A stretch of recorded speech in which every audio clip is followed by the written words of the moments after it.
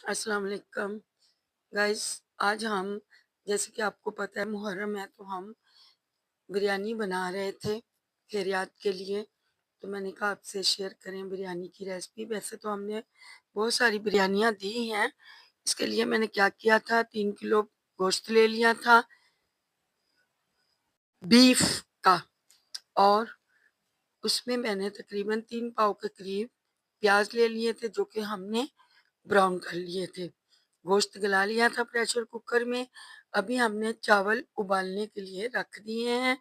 2 कनी हम चावल उबाल लेंगे, बाकी हम फिर मसाले में उसको बनाएंगे। अब आप देख पा रहे हैं हमने मसाले में दही डाल दिया था, तकरीबन आधा किलो के करीब।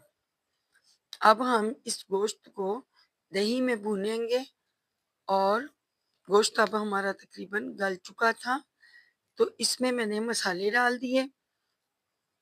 इसके लिए 3 चम्मच रेड चिली पाउडर ले लिया था, 2 चम्मच चिली फ्लेक्स ले लिए थे, 1 चम्मच कोरिएंडर पाउडर ले लिया था, 10 के करीब हमने आलू बुखारे ले लिए थे, और 4 चम्मच नमक ले लिया था, क्योंकि माशाल्लाह खूब सारा गोश्त था और चावल भी बहुत ज़्यादा थे।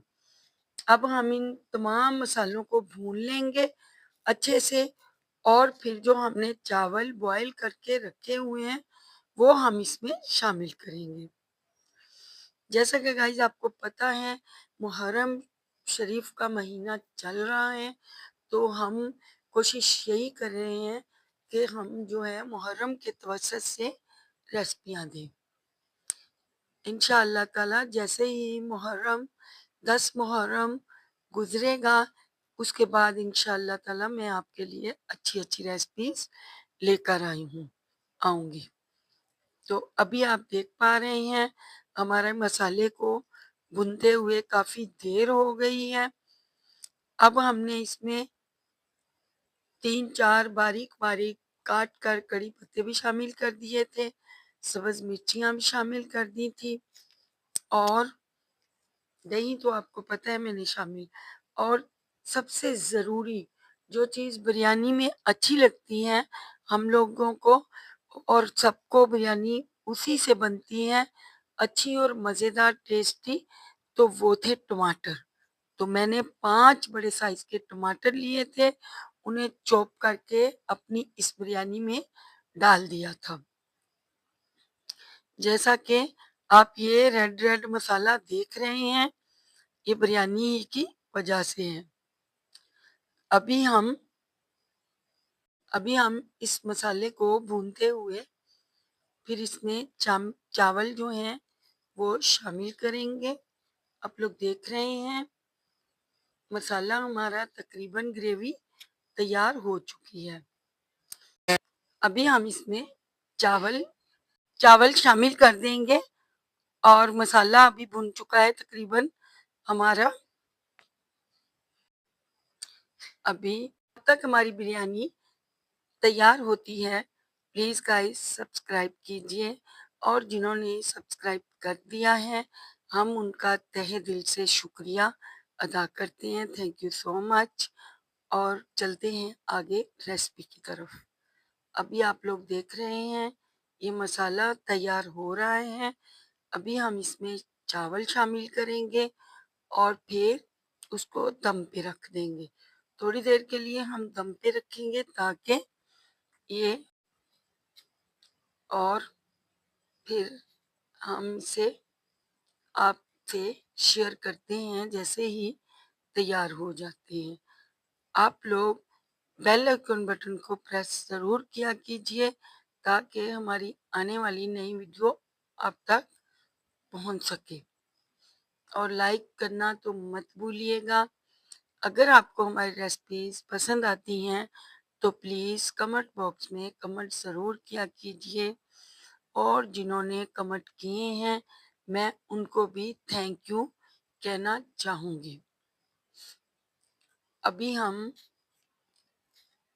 अपनी रेसिपी की तरफ चलते हैं, और इसमें अभी हमने चावल शामिल कर, अभी टाइम ना होने की वजह से गाइस ہم لوگ آپ کے سامنے چاول نہیں دکھا سکے، کیمرہ اسٹیبل نہیں ہے، جس کی وجہ سے وہ خود بخود آؤٹ ہو جاتا ہے، کبھی وہ دکھا رہا ہے کبھی نہیں دکھا رہا ہے۔